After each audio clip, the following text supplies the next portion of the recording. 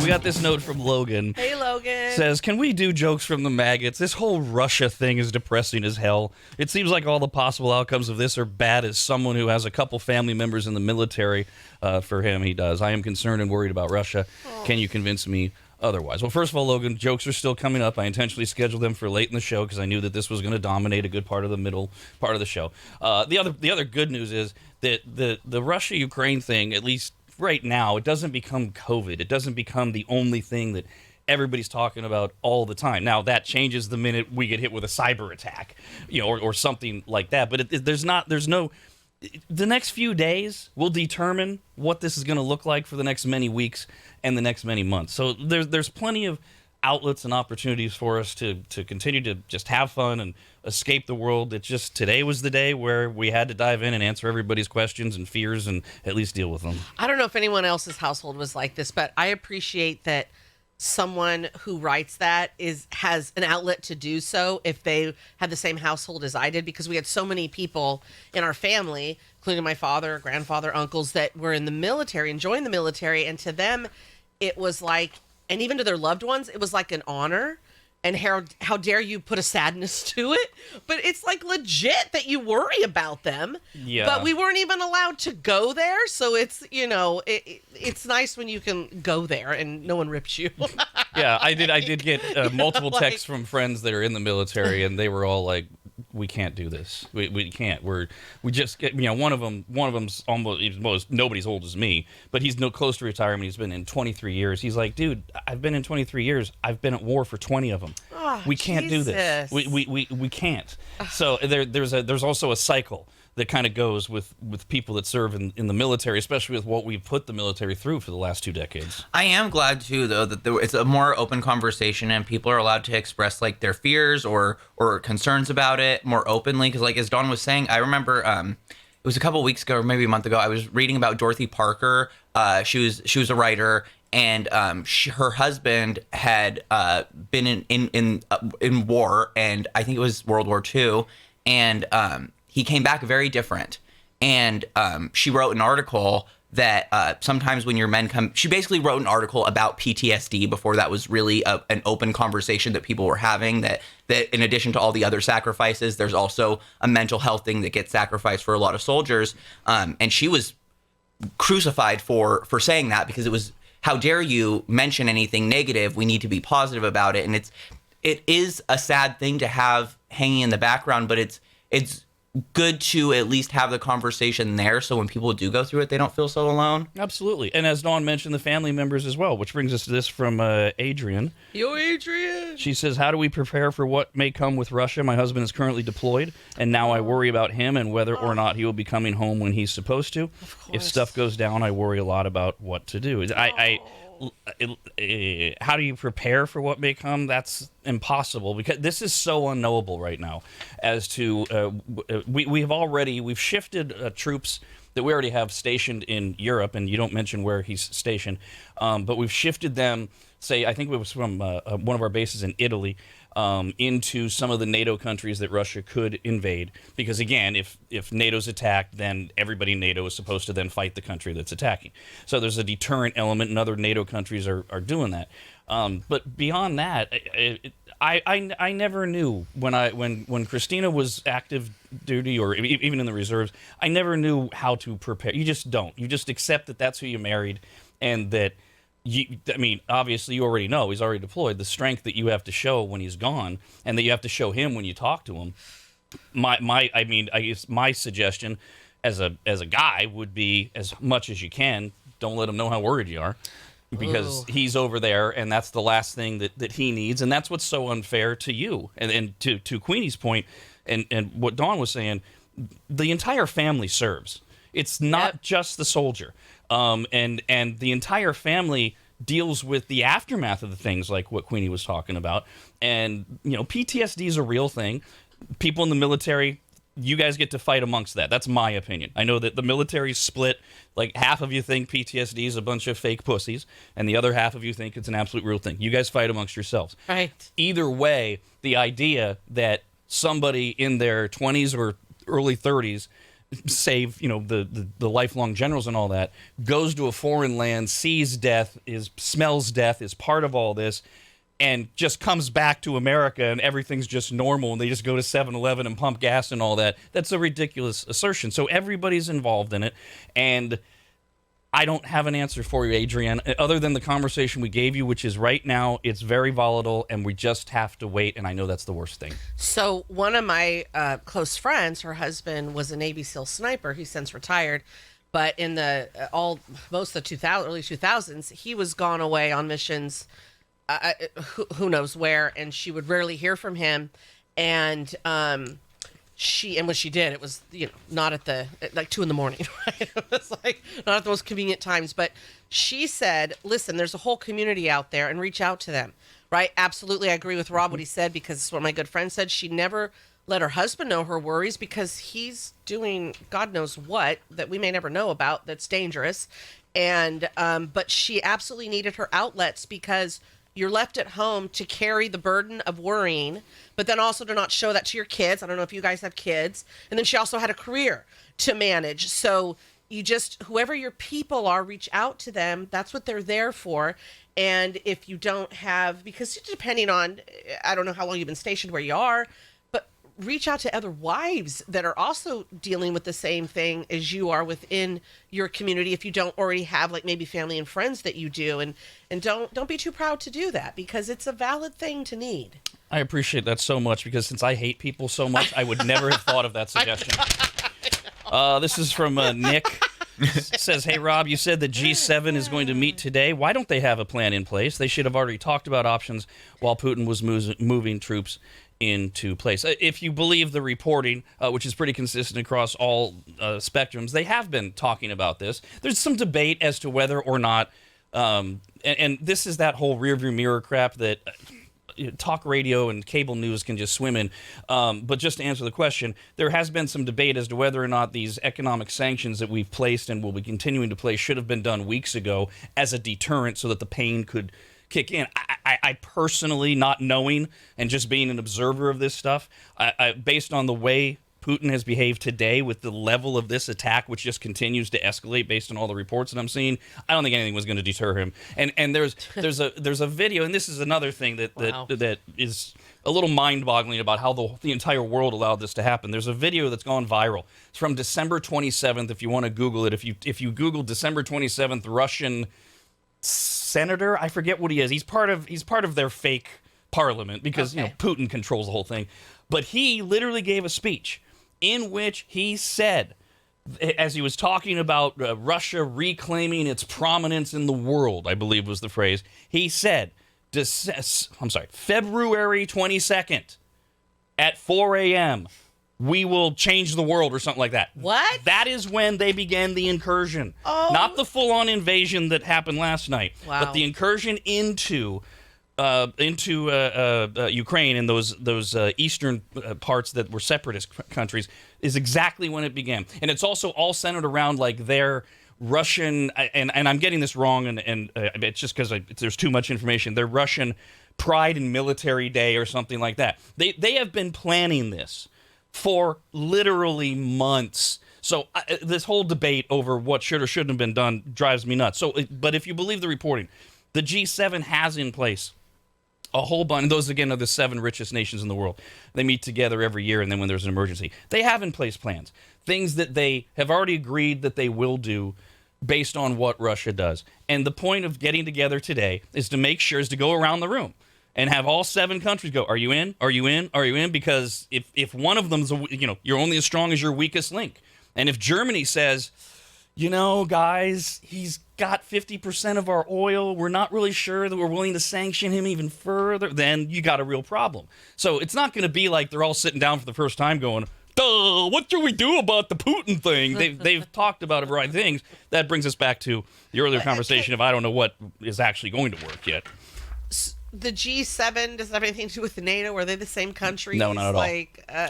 Because there are some in both, but there's only the 7 richest countries, and NATO is like 24 countries. Yeah, okay. Jordan, and actually a lot of people wrote in and said, what happens if you just kill Putin? Does he have the support behind him if he gets killed. Ooh, sniper. So there's always a few things to that. First of all, there's the old expression about the devil you know is sometimes a lot better than the devil you don't. It's not just Putin that runs Russia. Putin is the face of the oligarchs who are the billionaires that support him and back him. He also has endless ties to his military leaders. I think, and by the way, Vladimir Putin is probably, today more than ever, the safest, most protected man on the planet, more than the President of the United States, and has been for a very long time. They don't screw around with that stuff. But if a country, if a world power were to assassinate Vladimir Putin, that would lead to World War III immediately. Because you have to step back and realize the military fully supports him. And to assassinate a world leader is almost unheard of. That's you're crossing the red line. You're declaring war on an entire nation. So it's a fun little exercise to do. Now, if you could somehow, do the whole secret poison thing, which again, I don't know how you're going to get to Putin, it's still going to be perceived as an attack. It's a great movie. And I think you should write Hollywood. Exactly. But I'm not criticizing those of you written in. I know a lot of you were saying, is this an option? And I think a lot of us think it's an option because we see too many movies. And then you start talking to people and thinking about things. You go, oh, yeah, okay, I see that. Well, and if we were to entertain this idea of like, okay, Putin's the sole driver behind the ship kind of thing, and he could be taken out and that would end everything. You think somebody who is making the move for their legacy movements for themselves of bringing Russia back to its greatest, to the greatness that it should be, there would be a contingency plan there. If something happened with him, I guarantee you there's probably been a conversation of, if this happens, then do this. If this happens, then do this. You don't plan this much and do something so big without having a couple contingency plans. Especially with his background. You're absolutely right. Well, I mean, as you just talked about, right? For a lot of us folks, this just happened. But you point out, you go back to December, and I'm sure even beyond that, like, this wasn't just planned out for him. This has probably been, I would imagine this has been in the making for a long time, and it was just him looking for when he had no respect for the world and no fear of the world, just when he was going to do his plan that he's had forever. But he created it. That's what's so amazing, because for it to get to that member of the Russian parliament on December 27th, to the point where he said it out loud in a speech to Parliament, that means that Putin had put it into plan weeks or months earlier, and had already decided in November or September that February 22nd of 2022 at 4 a.m. we're moving. That's a pretty stunning revelation. Yeah, and it also goes to everything, as Queenie pointed out, the other plans in place. Yes, exactly. It's not like he just planned that. You got it. And it goes to your point of how unafraid he is of the entire world.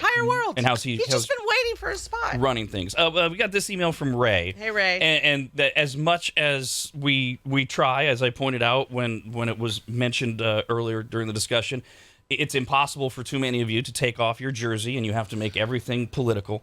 And so I ignore every email that you've sent in that has been about how this is the Republicans or the Democrats' fault. As soon as I see that, I ignore them. I shred them. That's not the show we do, and it's not the show we're going to do. And I'm sorry that you insist on hearing things through your prism and deciding that because somebody has an opinion one way or another, that makes them part of that team. However, this is a fair question because of something that I mentioned earlier, and it doesn't seem to be framed in a way that he's got his jersey on, but a lot of people are thinking this or dreaming this. He says, okay, Rob, just for giggles, what do you think would have happened if Trump would have won the presidency when it comes to Russia?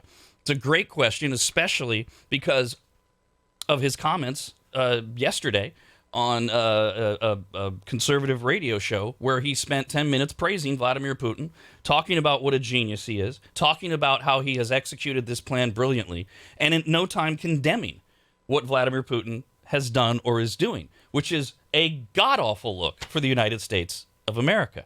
And we still don't know what the whole background is or was of the relationship between Trump and Putin. And the idea that Trump is some tough guy who would have stopped this is clearly misplaced based on the fact that he is willing to openly praise what everyone else is calling a modern-day Hitler. It's despicable. Yeah. It is absolutely disgusting. And for those of you that are wearing your jersey, I praised many things that Donald Trump did for the first 3 years of his presidency before he went off the rails. I judge people based on their actions and what they're doing at the time. And I don't believe, and this is why I kept challenging Dawn, I don't believe there's a leader right now on this planet who has the plan to fix this. Now, the foresight to stop it, could somebody have done that? Yeah, I think there are some people who aren't high enough up in our government who were saying months ago, well, wait, we really shouldn't be doing this because of this, this, and this. There's that guy, Mitt Romney, who back in 2012 was ridiculed for saying that the biggest threat to America's national security was Russia. Yes. And Obama killed him by looking at him and saying the 1980s called and they want their foreign policy back. And everyone cheered and said, what are you, Russia? He is now being praised by both sides of the aisle for his foresight. He's finally validated. Yes, he couldn't win any goddamn elections that matter, but he's finally getting some credit for saying that. So yeah, there are some people throughout the system that would have, but this is a commentary of how broken we are as a system and a nation right now. Yeah. And that's one of the sadder, scarier things too. It is, because if we want to do the fact that we want to do a blame game where it's Republican or Democrat points out how dumb we are. It's all their faults because they want to stay in power and have that power and the money that they have and all the dirty stuff that goes on behind the scenes. And I'm sure they all all of them with the R and a D made decisions that made us weaker and Russia stronger. I'm sure they did those things because it was for their benefit. I mean, like, how dumb are we? And I'm really surprised, honestly, that Donald, because to me, you have to have the biggest ego ever to just even be in politics and then to reach those levels. Your ego has to be like, bloof. Other than Biden, I don't think he knows what an ego is. I don't know what's going on with that guy, the poor thing. It's a waffle. Like, I don't know, man. Lego my waffle. I am surprised Trump didn't follow it up with, like, he was praising him because he's not in office, right? But this wouldn't have, I'm surprised he didn't follow it up, but this wouldn't have hatched or happened with me in office. He has said that previously. Okay. None of it excuses these comments especially from yesterday. If this guy's Hitler, like you got to really think about what you're saying. And by the way, the other thing it proves is the thing we've been talking about for the last few years. There's nothing at all that can bring this country together.